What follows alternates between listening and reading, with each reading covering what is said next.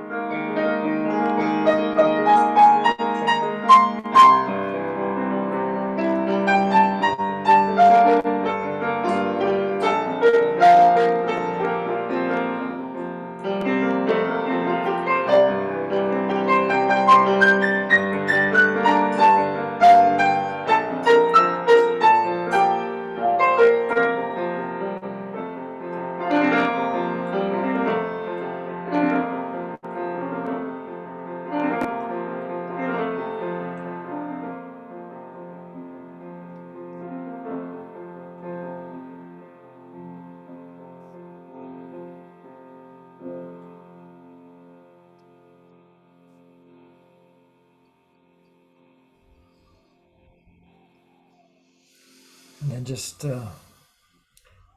let that sink in. Just notice how you feel.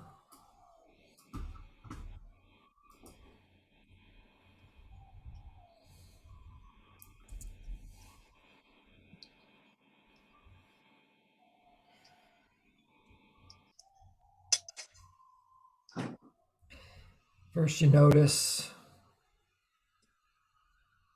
then you name it if it has a name.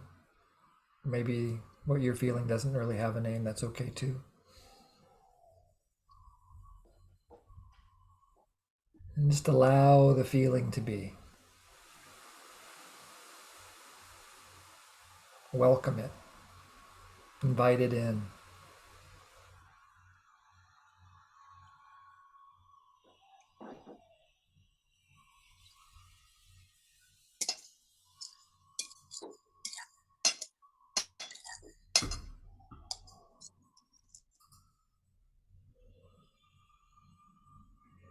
And then think of one thing that you feel grateful for.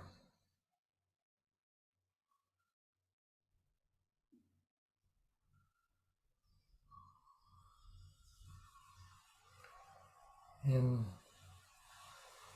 as you bring that to mind, savor the gratitude.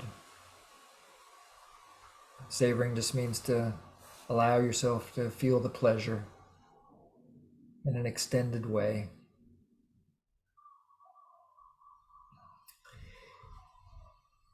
And I've got some small groups ready for you, so you can share your experience with one another. Suggestions for the small group would be to introduce yourself and where you're from, then how this experience moved you, and whatever you would like to say. But before we do that, if there's a need of yours that was satisfied by hearing Kay, just put it into the chat. This is a really vulnerable thing that Kay did to bring her performance to us. For me, for example, it really contributed to a sense of support and self-connection, well-being. So what needs of yours did Kay's music feed? So we'll take those in for a minute or two, and then I'll finish making the small groups.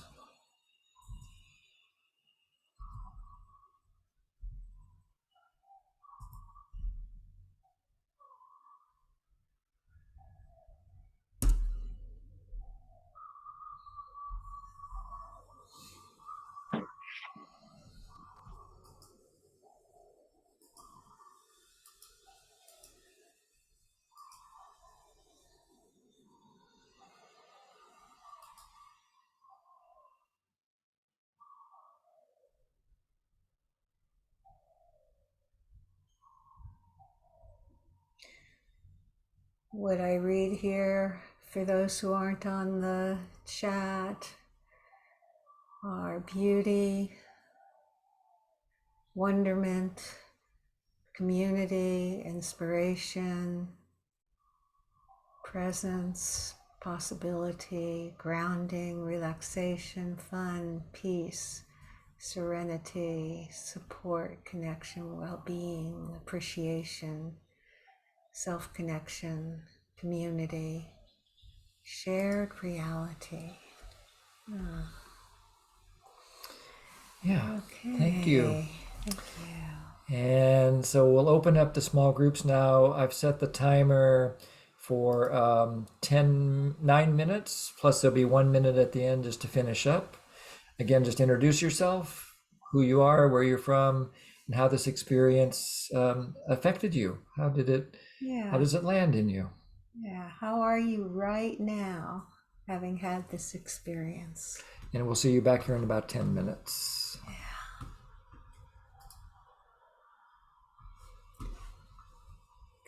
Here. Yeah. Okay, zooming back. Everybody's back. Welcome. So, anyone like to share in the large group? about anything that's alive in you right now.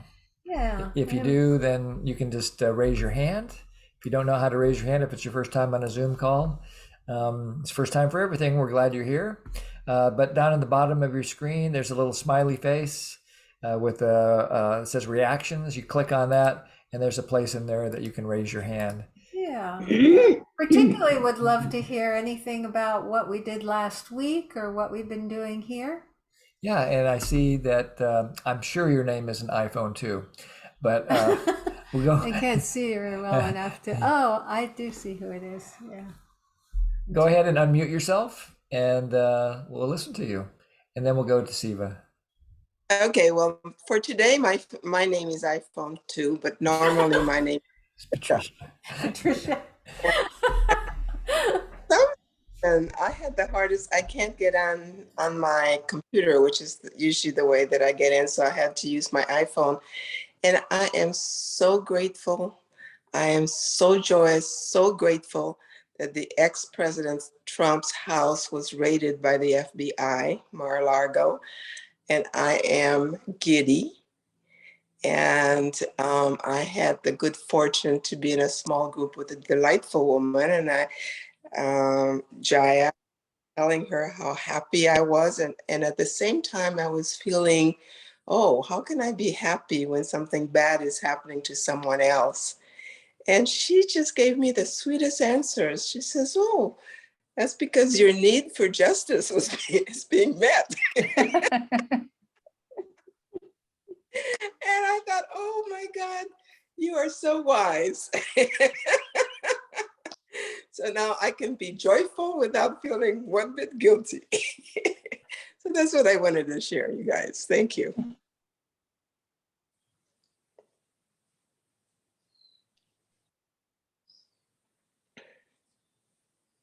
Jory, you're muted. There you go. Sorry. Yeah, Jim likes to silence me sometimes. I just wanted to reaffirm something that's so real for me, is that when we can actually connect to the needs like this, everything has value. You know, and we move past that good, bad, right, wrong kind of thing. And so thank you. Yeah. Sounds like even, yeah, and I think I'll let it go with that. Yeah, and Siva? Siva, go ahead. So I'm so glad I went after Patricia, because really her laughter is music to my ears, whereas music in itself, I find myself using it as a vehicle to go into my imagination. And I was in a group with Juliana, and Don said something about enjoying music last night in the park, Elizabeth Park, where he lives, and that there's bands that come to the park. And I was explaining to Juliana that this is a wonderful way for different music groups to make a living, because the city pays them. We have it right here in my little town. Well, it's not so little, of San Mateo, California, just south of San Francisco. And I think all of these towns on the peninsula, on some nights, not necessarily Thursday, they hire musicians. And you know what? We need to be supporting all of these artists of all flavors, because they're doing wonderful work for us, and they need to be paid so they can get their needs met. And Jim and Jory, Jaya, that's your daughter, right? That's a different Jaya, but this this Jaya is my is my friend, my dear friend from India. Okay. Yeah, I hear your celebration for the well-being that's created by music, and also the well-being that can be supported by when communities pay for things like music, offer support for musicians. Yeah, thank you, Siva. Juliana said, "Is it free?" Yes, for the spectator, it is free. Yes, but we're paying with our taxes. Exactly. Yeah, thank you. Madeline? Hi, I was chickening out. You caught me. I just want to say that I used last week was my first meeting that I joined in, and I took copious notes as I always do, and I was able to at least 3 times in the past week just move from like being in a triggered state to centering myself through the exercises, and it was such a gift to return to center. I mean, even the meeting itself, like I left that meeting with a connection to joy, which I hadn't felt, I had not felt that. I'm going through a very rough, divorce. And over the last 6 months, I've had a complete breakdown, and to connect to moments of joy has been like, a sip of water in the desert. So I just want to express my gratitude. Yeah, Thank you. You're welcome, and thank you. thanks for not sneaking all the way out there. It's really great to hear your voice and to hear how our contributions are meaningful for you. That's really, Yeah, and for taking care of yourself in that way, seeing what really works and then going for it. Thanks. yeah. Anybody else? Okay. Okay, then we'll dive in and do some more practice. First, a little bit of learning. I'll share my screen with you. And some people might be thinking, gosh, did I miss something important last week? Well, maybe, but it's okay. we do lots of review with these skills. We're kind of in the just in the beginning phases of something that we call 9 skills for navigating peace and conflict. It's the topic of the new book that I'm in the middle of writing and editing right now. It's actually finished. Now we're editing it. And it's a series of 9 skills that we've identified that really help practitioners to use nonviolent communication to navigate all kinds of situations, whether they're conflict or not, whether they're peaceful or not. And we started with our very first class with something that we call the 0 step, which just means that we become present to what's actually happening right now. And so we bring our attention into the present moment.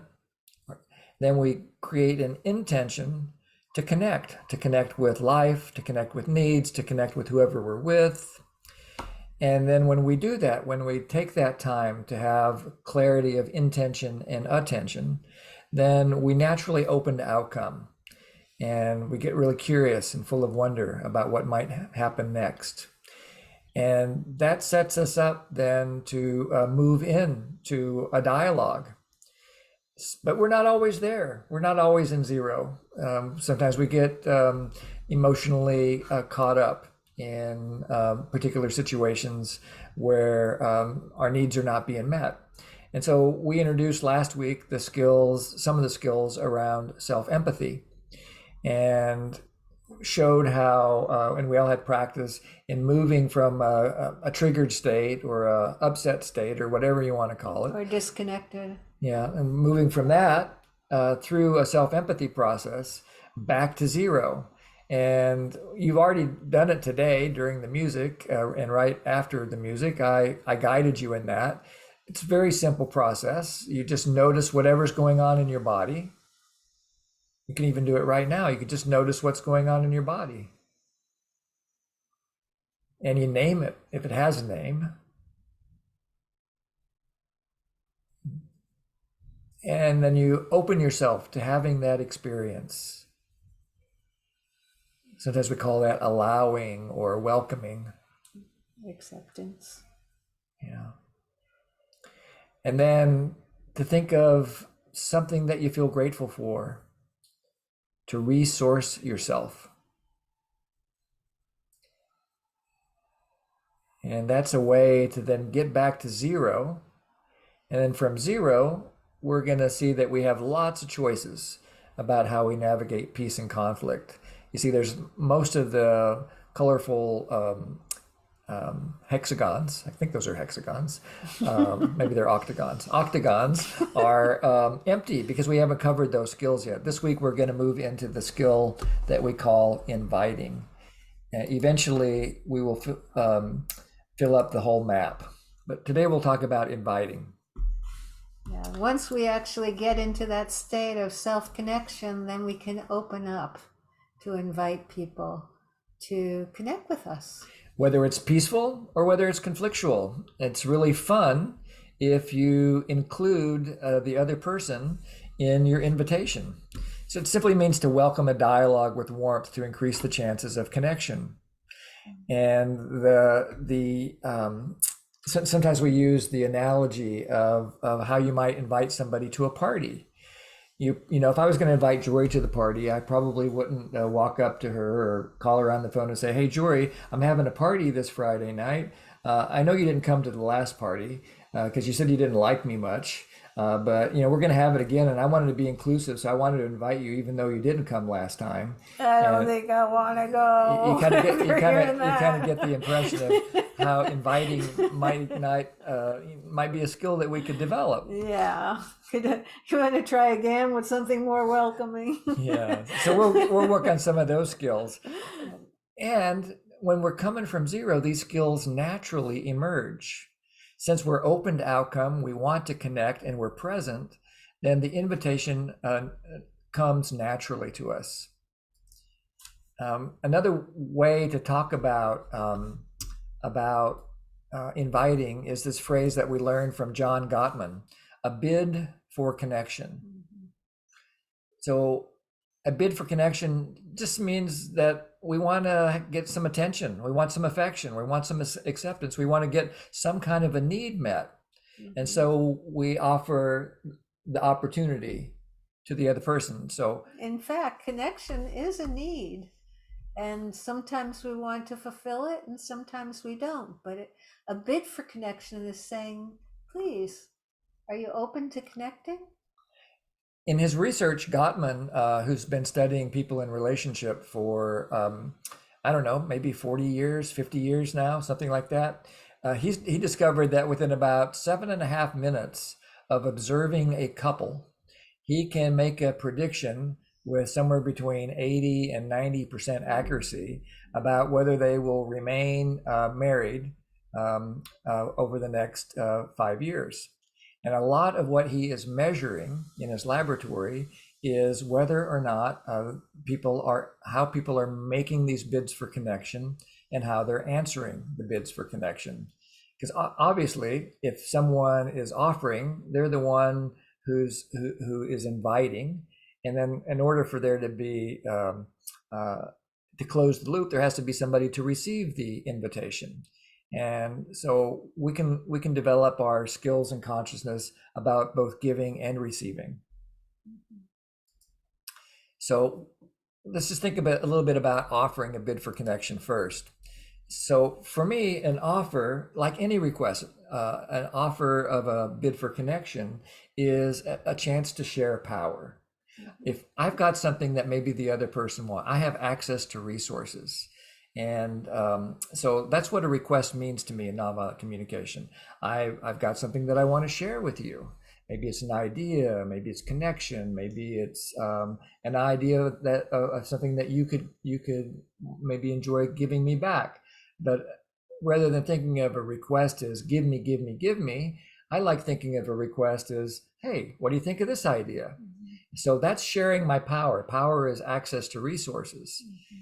So we're going to look at how we can share our power when we make a bid for connection. And when we make a bid for connection, there's no demand in there. It's just, is this a good time to talk? Or are you open to connecting right now? So rather than even put out why you want to connect right away, you at least check the temperature of the other person and their openness. And to kind of set ourselves up for the most likely success In doing that, you can consider some environmental factors first, the setting. So let's say that setting just means the time, the place, and the circumstances that you're in. So Joy and I have been supporting couples for about, I don't know, 25, 30 years with mediation, often going through rough times.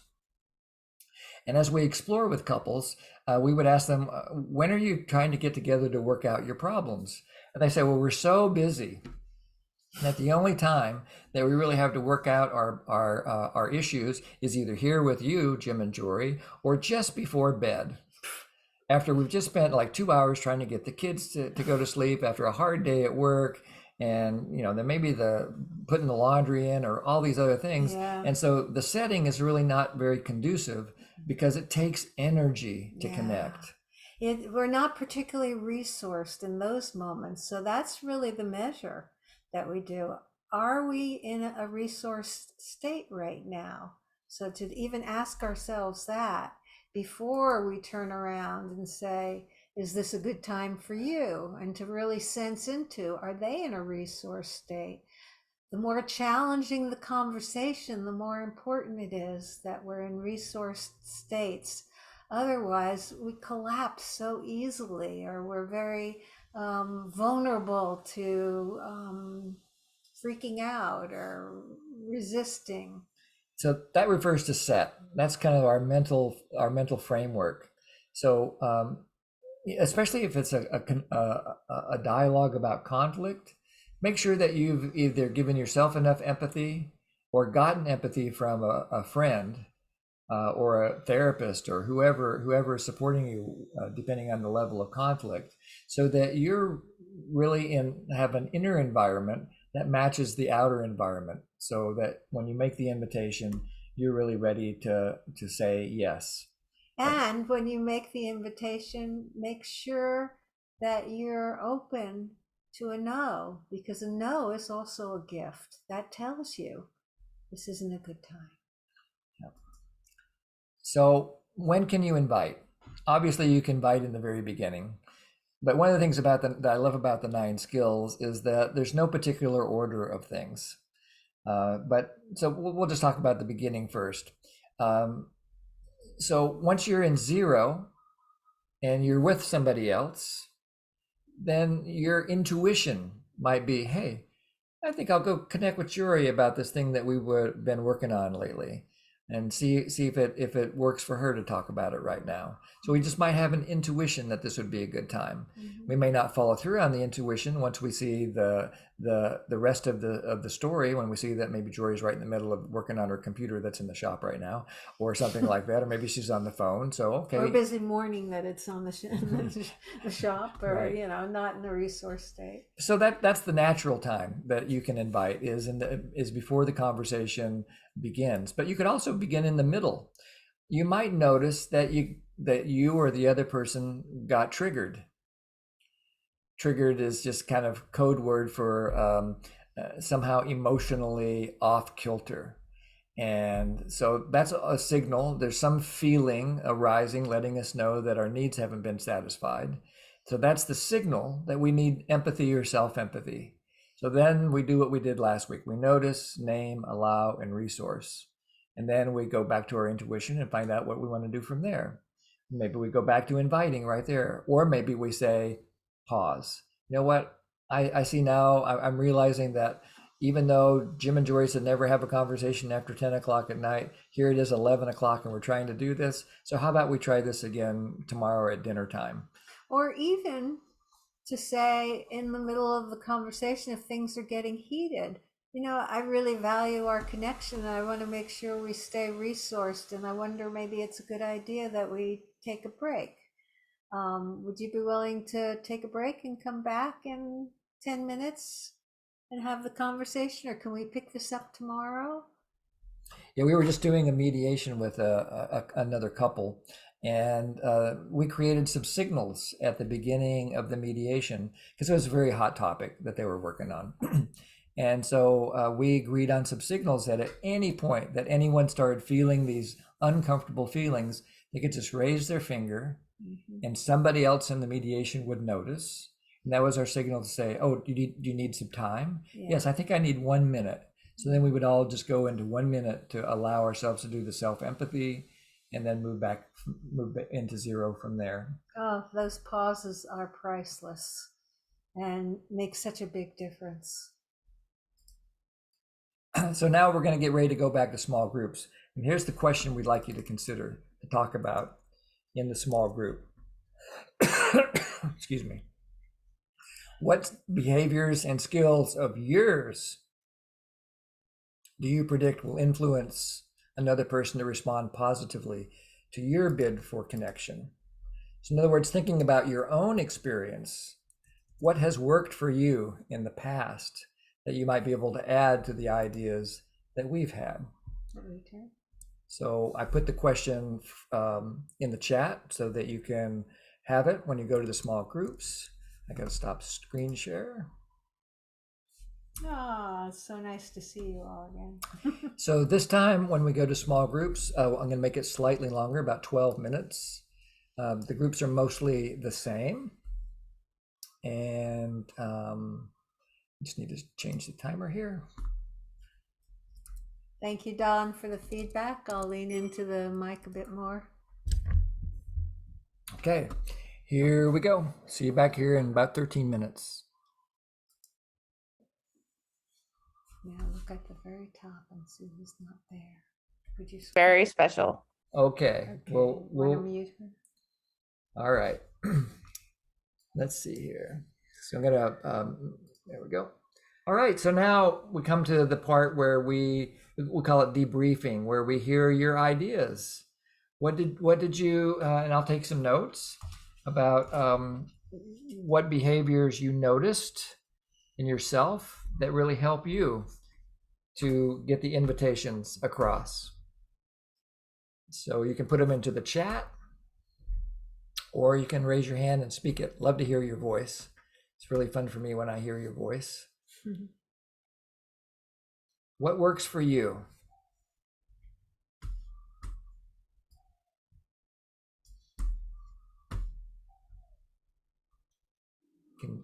Yeah.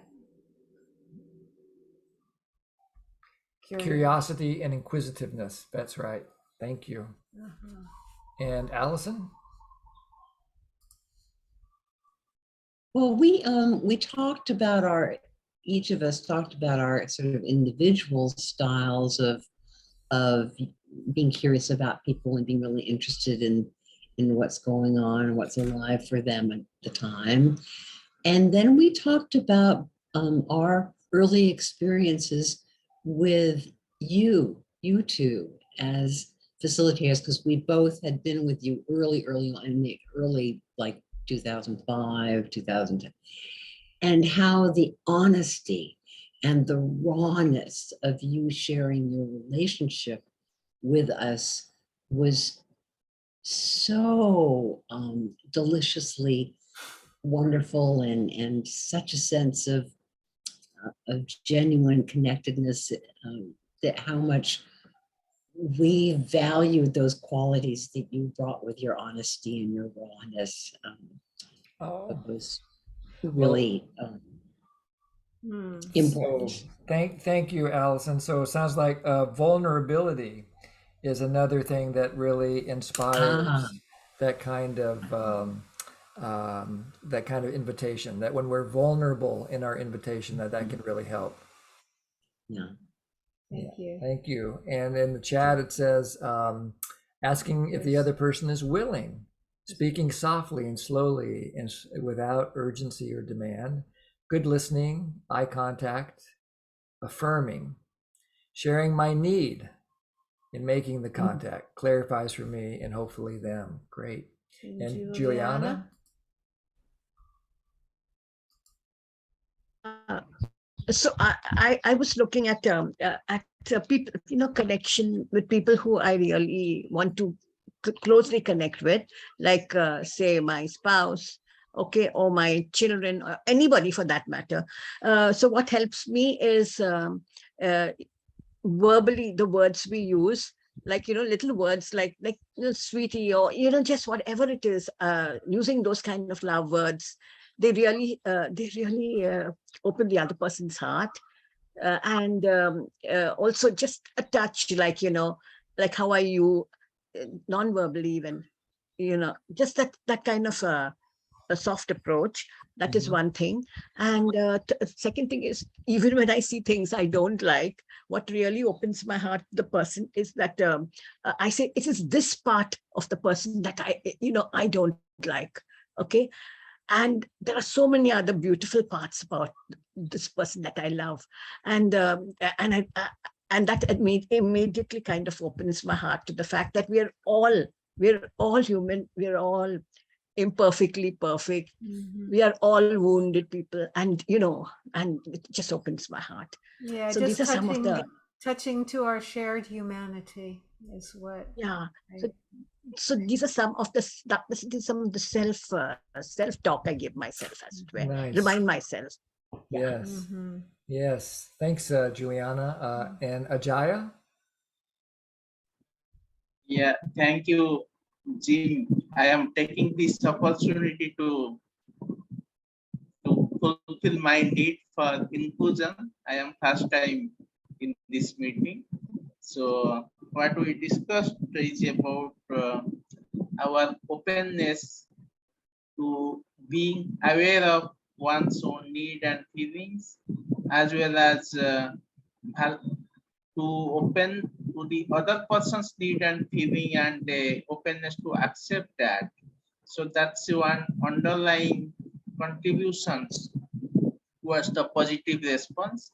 As far as behavior and skill is concerned, this openness may be manifested in terms of sentences such as, will you be willing to dot dot dot, some kind of that. So it provides a opportunity to the other person, uh, the kind of the freedom the other person wants.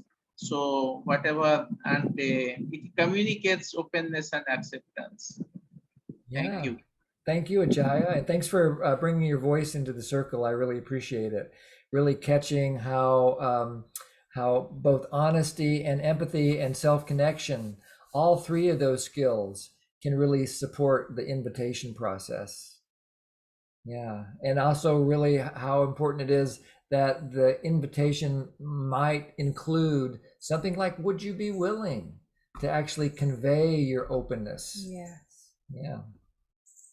Thank you. Okay, anybody else? Then I'll share my screen with you again and share the things that I collected, both this time and in previous times we've done this class.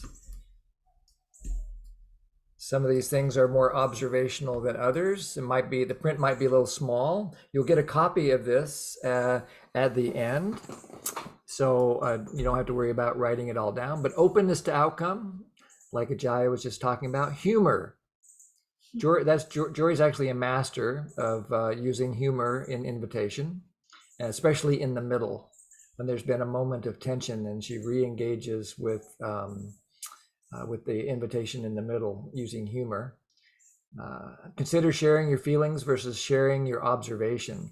This is a really important one that often when we share our feelings, it might open up compassion in some cases. Sharing the observation might open up compassion in other cases. So learning the skills of doing both, and then having the flexibility to use the one that if one thing doesn't work, have the variety to be able to try the other thing. And of course, if you link your feelings to your needs in a vulnerable way, and that's what we mean by honesty and vulnerability, then that can help. There's this notion of rapport. People like people that are like them. That's what rapport means. Being fully present for the other person. I just want to say rapport also as very much connected to empathy. There's a sense that there's some rapport, some shared understanding. Yeah. Let's see here. Being fully present. Yep. Mhm. Caring for the needs of the other. That's another way of describing empathy. Mutuality, that we care just as much about the other person's needs as we care about our own. Mhm. Staying aware of our breath.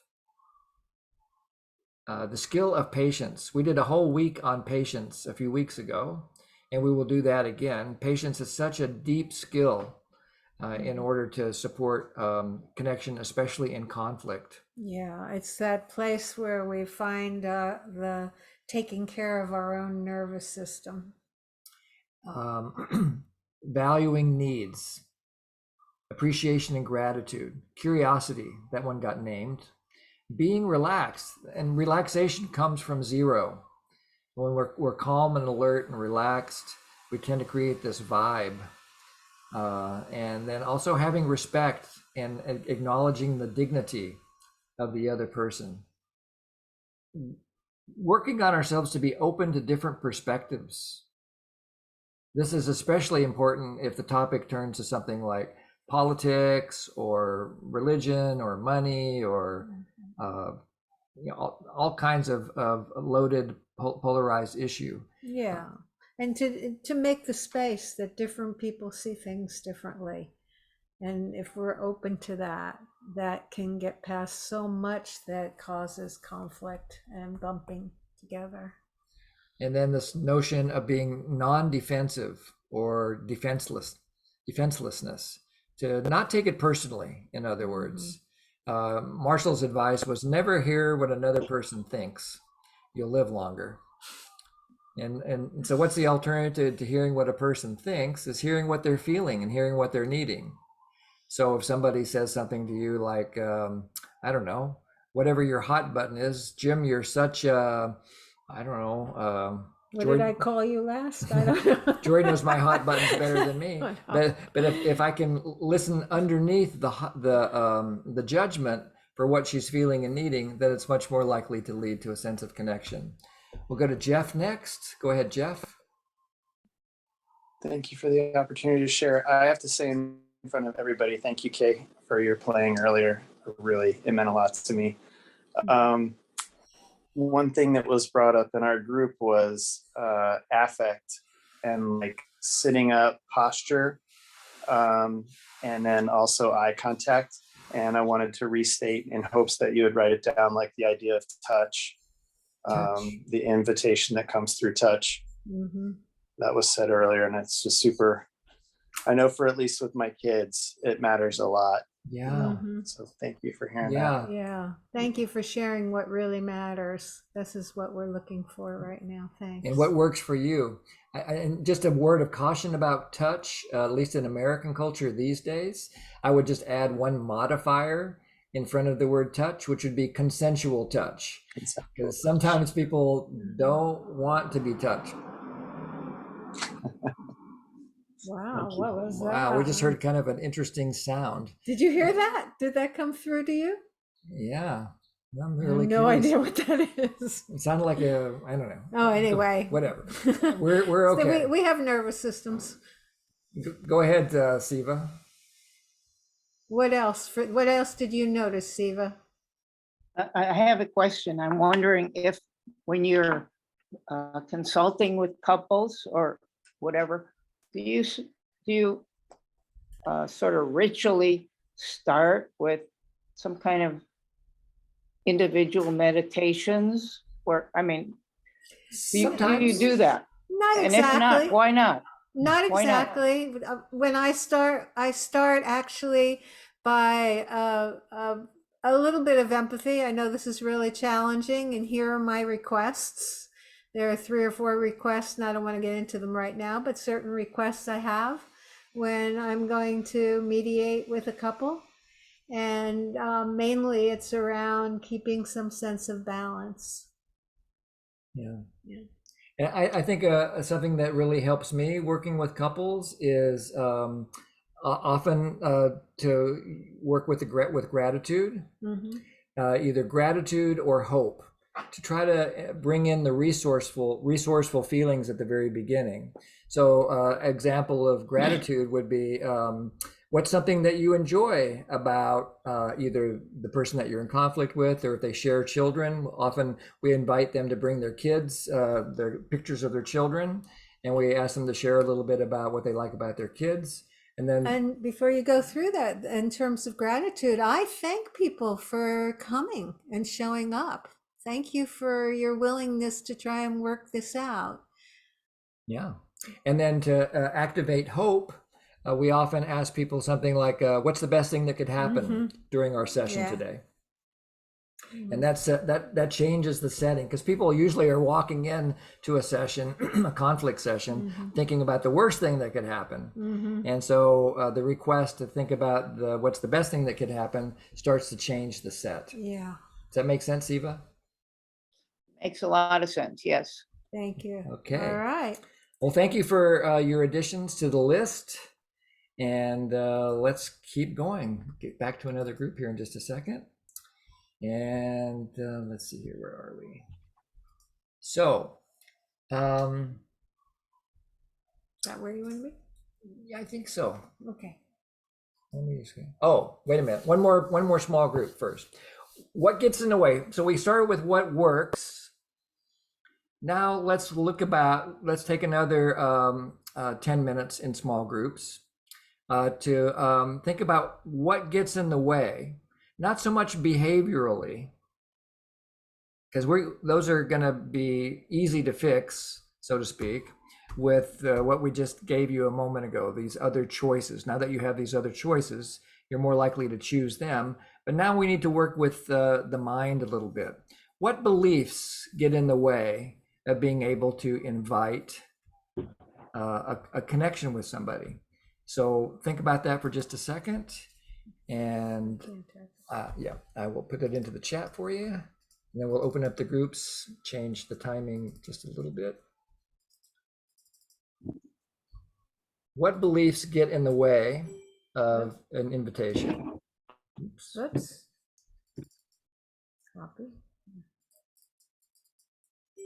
I'm just gonna type Sorry, Okay. I have a clarification. Are you asking us to look what beliefs get in the way from us making a step in that direction? Any step?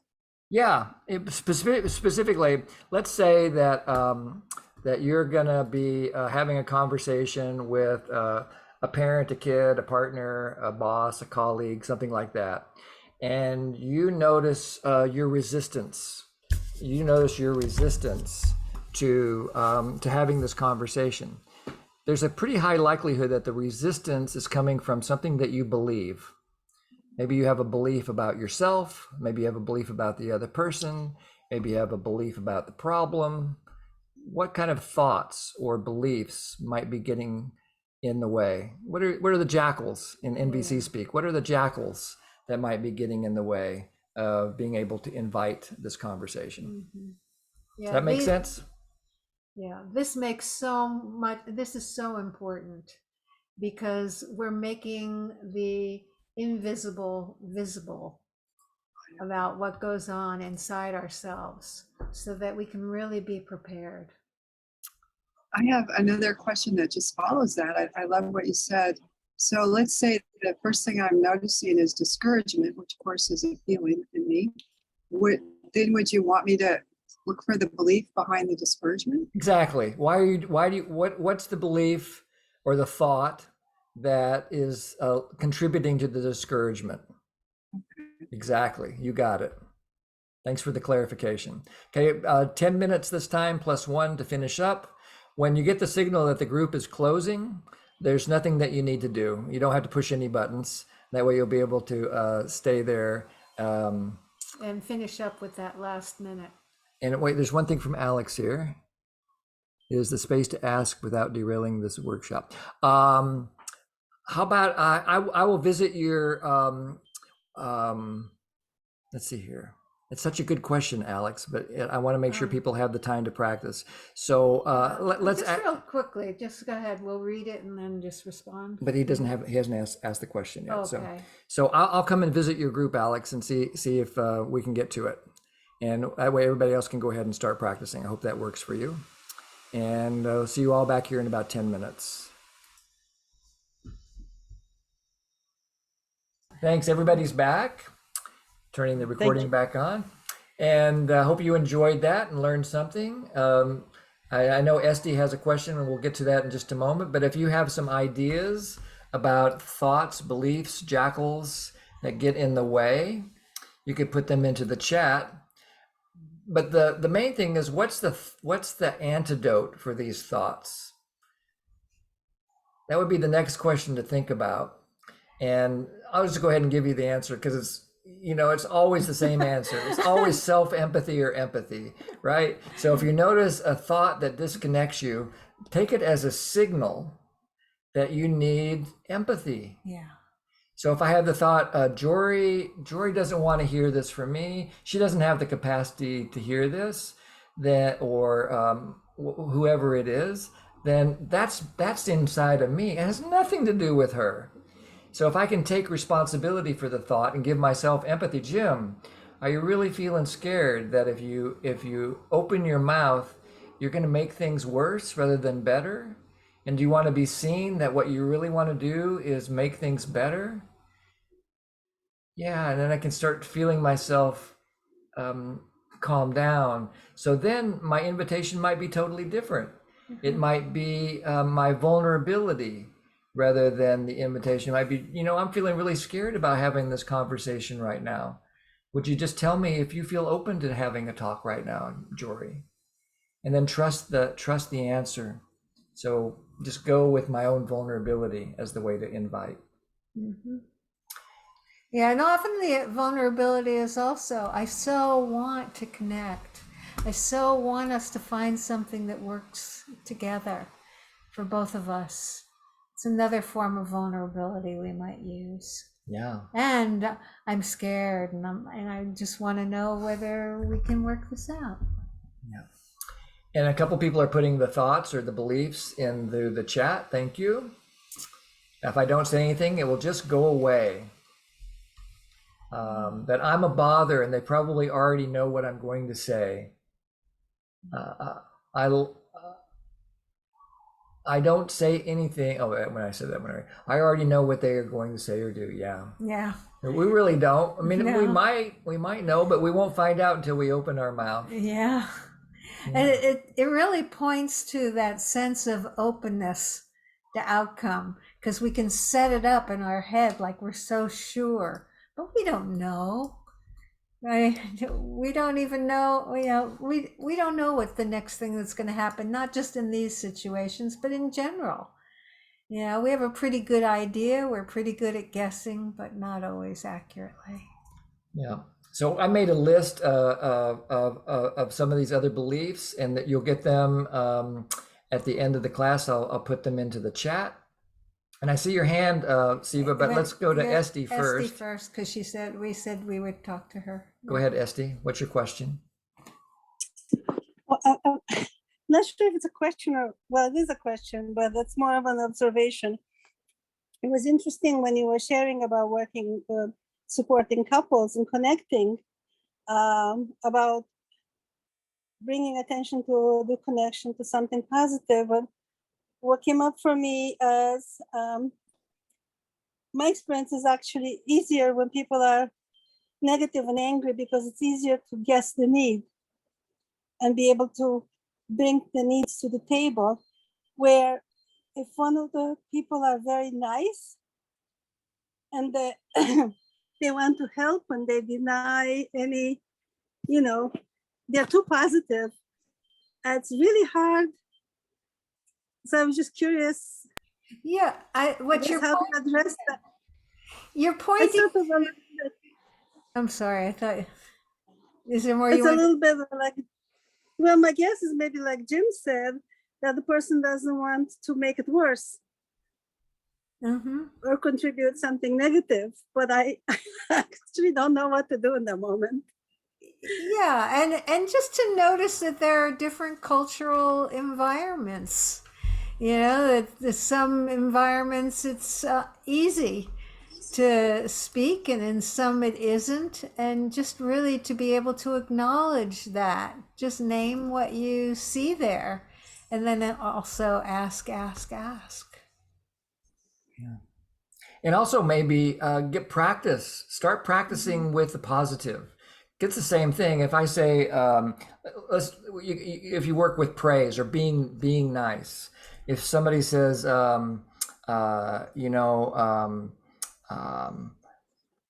think this is just going to go away if we would all just get along, right? There's a feeling and a need behind that. Are you feeling really scared that if we open up, this could be a can of worms and we might go down some kind of a rabbit hole of disconnection? Or you can even empathize with gratitude. I'm so grateful for the class that you offered last night. So are you feeling gratified and grateful because it really contributed to your learning? So you can empathize with anything. This is something that, I think there's a bias in nonviolent communication sometimes to go towards pain, which is great. If you're going to have a bias, that's a good one to have because it's the opposite of the way we usually do it in our culture. And so it's kind of undoing some old patterns, but we can do it the other way too. I like meeting people right where they are. Mm-hmm. And Steve, I'm going to see if you're willing to hold the question until after the practice. I want to make sure the next practice is to set up the homework, the practice opportunity for the week. So I want to make sure we get to it. Was it work for you to just hold the question for a minute or put it? Of course. Okay, thank you, Siva. So I'll share the screen. So this is so that now you can make this practical in your life for the coming week. So first, think of a dialogue that you'd like to have. And first imagine who the dialogue is with and what the topic is.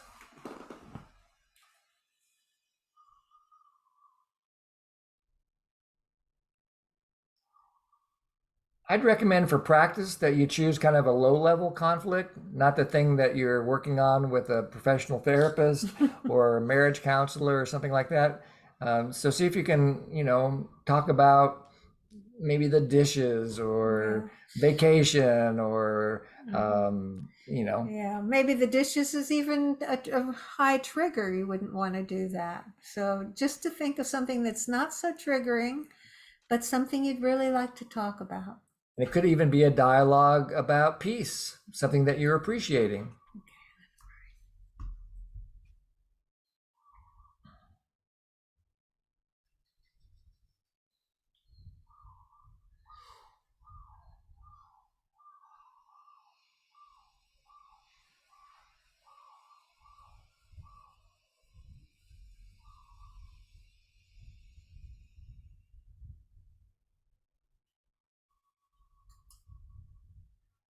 And then pay attention.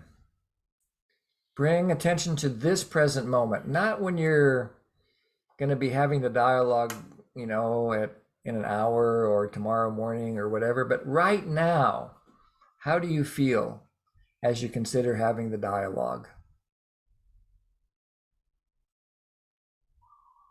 And when we say feeling in nonviolent communication, we're talking about physical sensations in the body, not thoughts. So you might notice a tight stomach, clenched jaw, feeling of constriction. Or an emotion, fear, sadness, anxiety. Hope, irritation.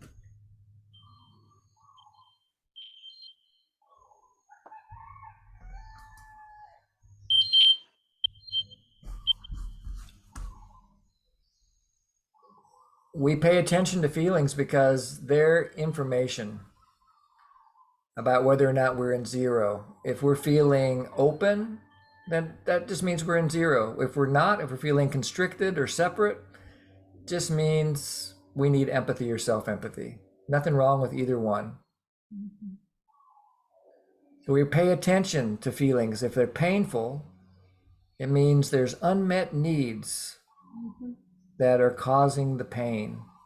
If there's suffering, there's pain plus some kind of a judgment about the person, yourself, or the situation, or the world, some kind of a moral judgment of right, wrong, good, or bad.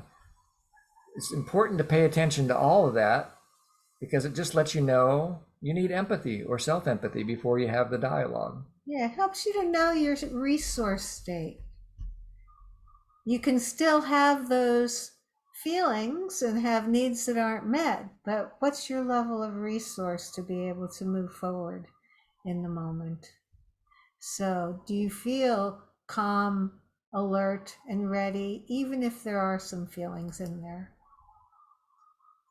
And follow the feelings to your needs. What's important to you? You're having this conversation for a good reason. Mm-hmm. What's the good reason you want to have the conversation? Is it about connection, learning, growth, clarity, cooperation, something else?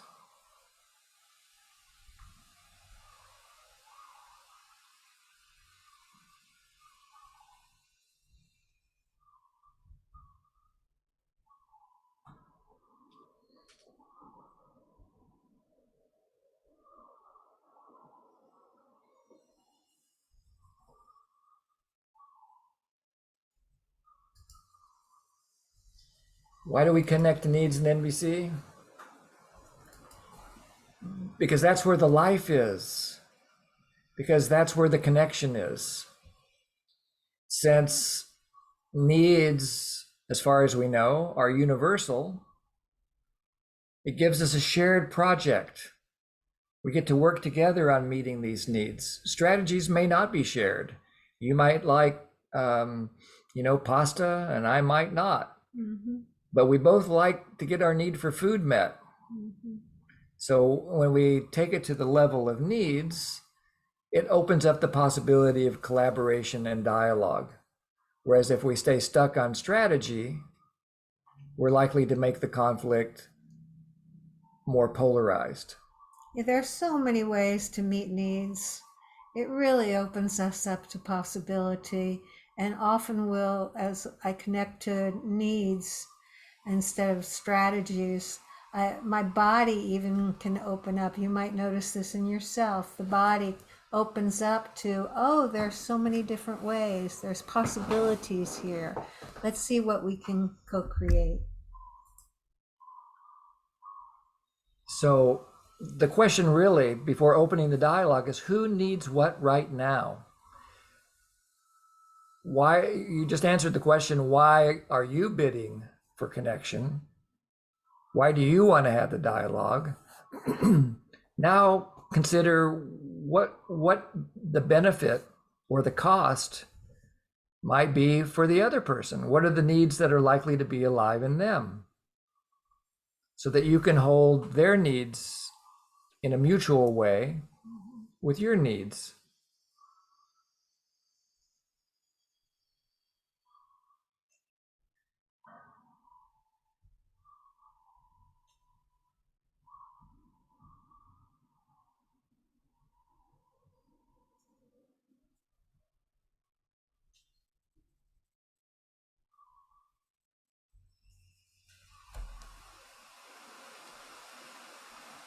Sometimes this question may be more difficult to answer than other times, so you just sit with the feelings.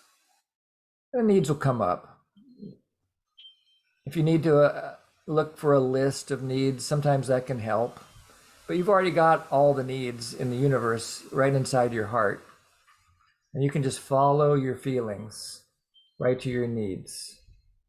And sometimes it's helpful when we try and find what the needs are. We come up with some sort of strategy or, some sort of idea. And then it's helpful just to say, yeah, and if I had that, what would be the deeper meaning of that? And to really stay with that question, some answer may come, and just check again. And if I had that, what would be the deeper meaning of that? And until your whole body, your whole being goes, oh yeah, that's it. It's like when you're looking for something around the house and you can't find it. And it's like, oh yeah, there it is. the body just settles down and knows that that's what's important. So that question, and if I had that, then what would it be? The deeper meaning of that is a really important way and a very helpful way to really get at the core need. So now you have all the information that you need in order to figure out how you're going to invite the conversation. So write down a rough draft of what you might say. It's not what you will say, it's just a possibility to try out. And then you can do some role plays with somebody else if you want, or you can practice in your head, you can do some journaling. But what's the one sentence or two that might open the dialogue?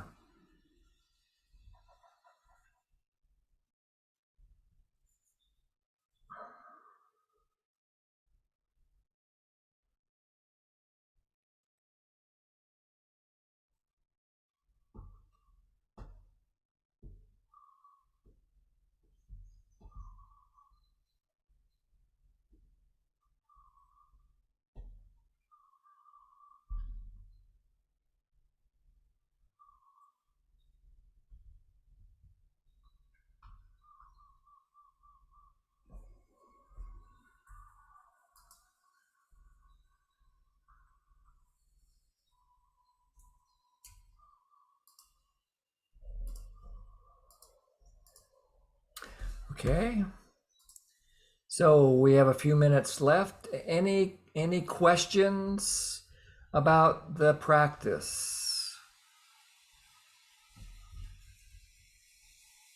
Anything unclear? Here's the question that no one's brave enough to ask. Do I have to do this? Of course not. Of course not. You don't have to do anything.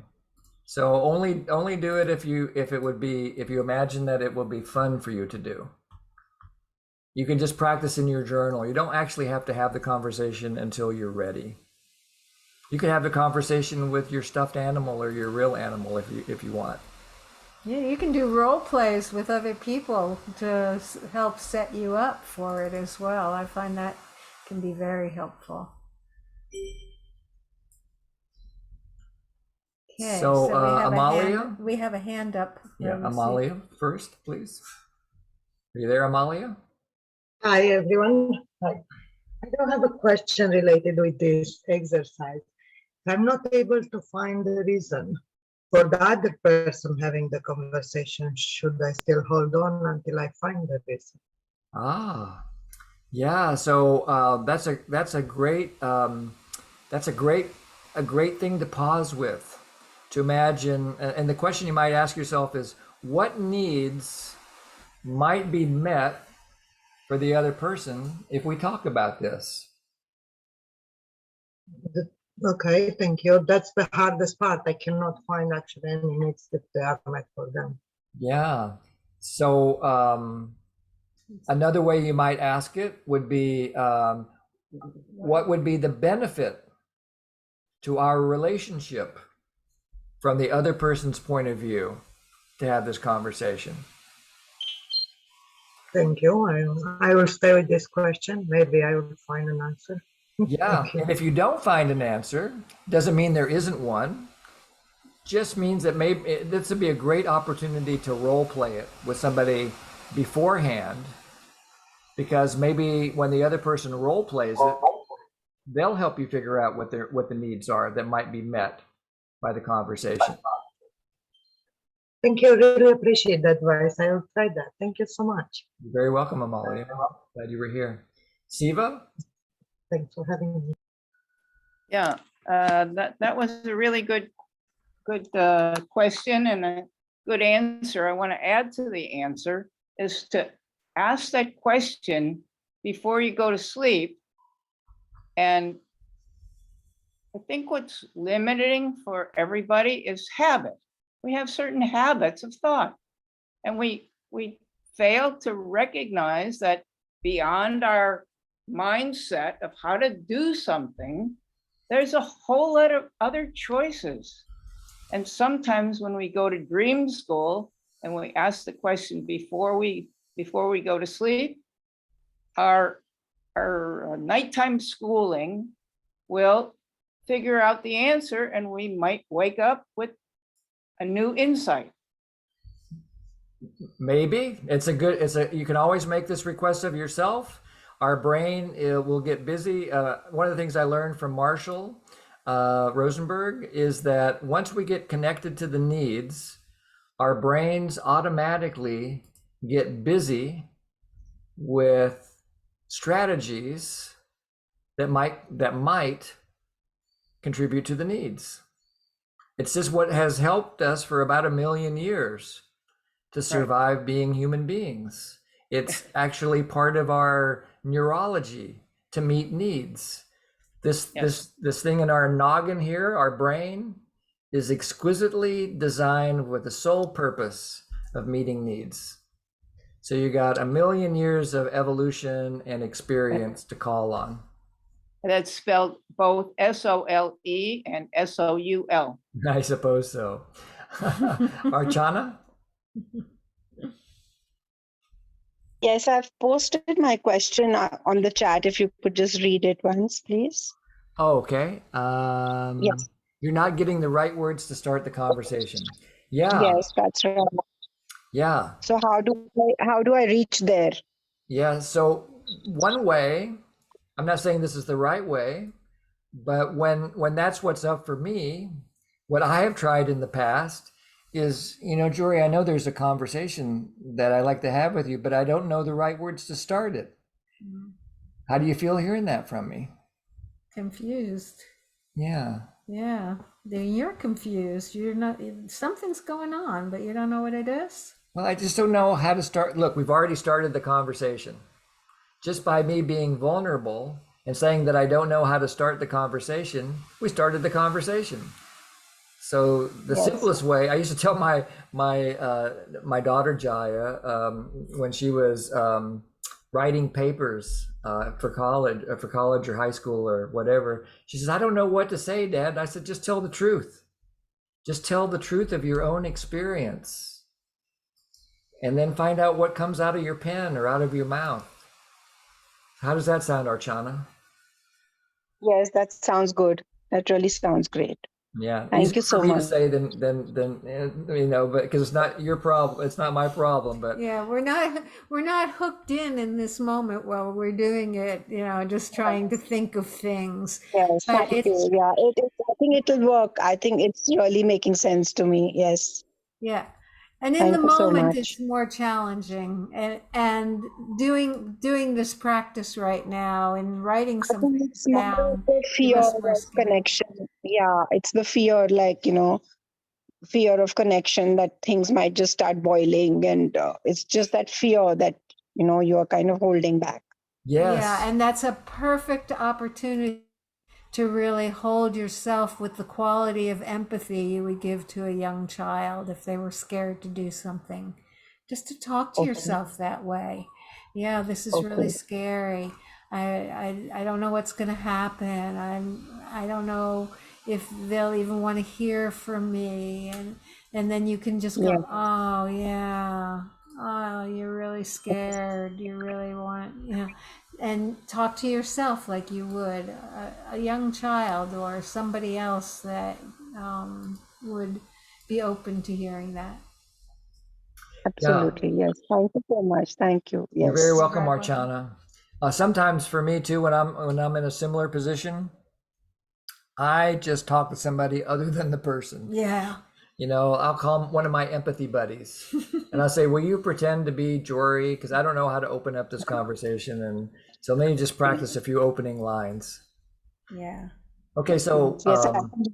Thank you. you're welcome. You're welcome. Thanks for your question. In the chat, I put some notes from today's class. It says 9 Skills Summer 2022, Week 3. That'll be a PDF file. And that has the slides that we use today. And next thing in the chat is we mentioned last week that we accidentally wiped out half of our email list. So if you're not getting our emails and you would like to, then you can just copy that link or click it right now, and it'll take you to our website where you can rejoin the mail list. I have it already. So just click on that link if you're not getting email from us and you'd like to. Jory loved. Why don't you say what you love to do? Why don't you say what you love to do?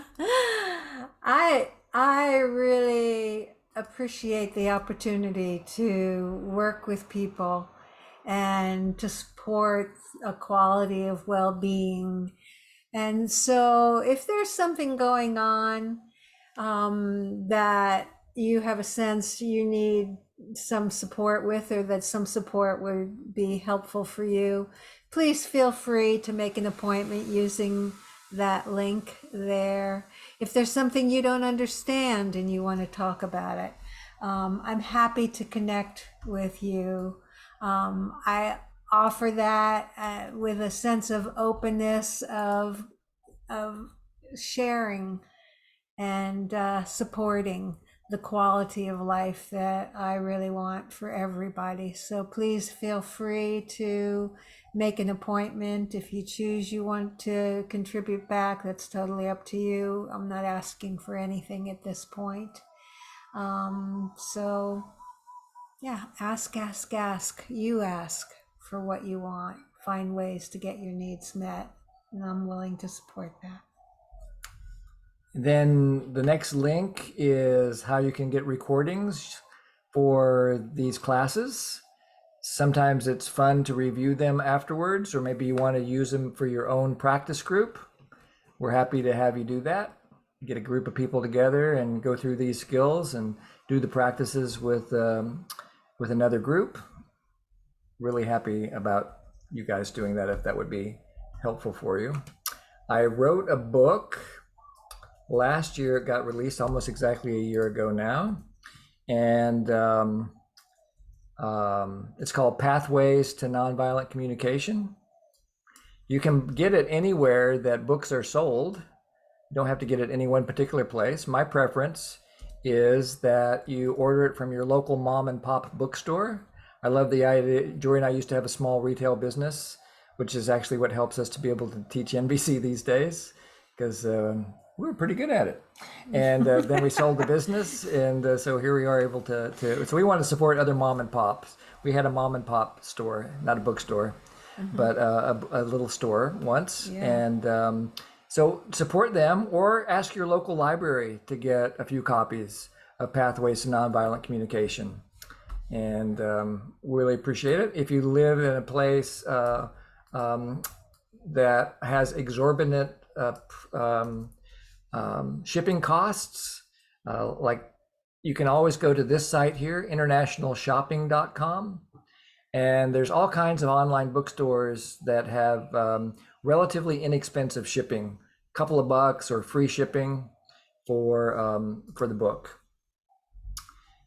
Finally, and then I want to call on Kay and anybody else that has any announcements. We do all of our work with nonviolent communication in the spirit of compassionate giving and receiving, also known as the gift economy. We're raising money for Marshall's organization, the Center for Nonviolent Communication. And so anything that you would like to give to us, you can go straight to CNVC's website there and donate. If you're an American taxpayer, you get a tax deduction for that, perhaps. Check with your local accountant. Yes, you can PayPal us, and the PayPal address is here. It'll come in next. If you give the money directly to us, we'll figure out a wonderful NVC project to use it for, including scholarships for international intensive trainings, especially for people that live in places where it's hard to afford an IIT given the current economy. And let's see if there's anything else on my list here. I think that's it. So I see a hand from Tanya. Then we'll call on Kay if she's still here. Go ahead, Tanya. I just want to say I'm so excited you're making a new book and you're doing it on these 9 skills. I am just thrilled to death. Thank you. You're very In welcome. advance. It's been a lot of fun writing it, and you know, once Jai, our daughter Jai's English teacher in the 7th grade, said that writing is like ripping your guts out and putting them onto a piece of paper. And that's my experience. It's so hard to do. It's much easier for me to talk to you guys than to write. But once it gets down on a piece of paper, man, that's really vulnerable. And so I sent it off to the publisher, Puddle Dancer Press, and they sent it back. And they basically they like it, but they want it really changed radically. And I'm okay with that. So that's what it means to be vulnerable and then to get feedback. So that's the process we're in now. You guys are actually helping by doing these series of classes. You're helping me to see what works and what doesn't work. Yeah, and Kay also is in the midst of a project. Would you share, Kay? Yeah, thanks. I'm trying to produce and distribute a CD that it's been recorded. It's not all the way edited yet, and so my ask, my challenging ask, is that if there's anyone here that would have the skills, I would love some support and accompaniment in this project, and so I can share my email in the chat. Great, Yeah, thank you, Kay. Anyone called to do that. Yeah, and maybe someone knows somebody who has these kinds of skills that could help her. So just give some thought to that. And if you know somebody or are willing, you have your link in the chat. Not quite yet. Not yet. There. No? Yeah, it's coming. Okay. And Corey, did you want to say something about John's courses?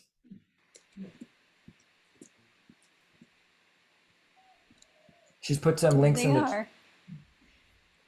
How do I send it, Rush? Sorry, I keep clicking the wrong time. So it kind of got disjointed. Yes. So John Kenyon, friends with Jim and Tori, and also a couple of decades as a trainer. So he has some great courses coming up that I've taken that I highly recommend.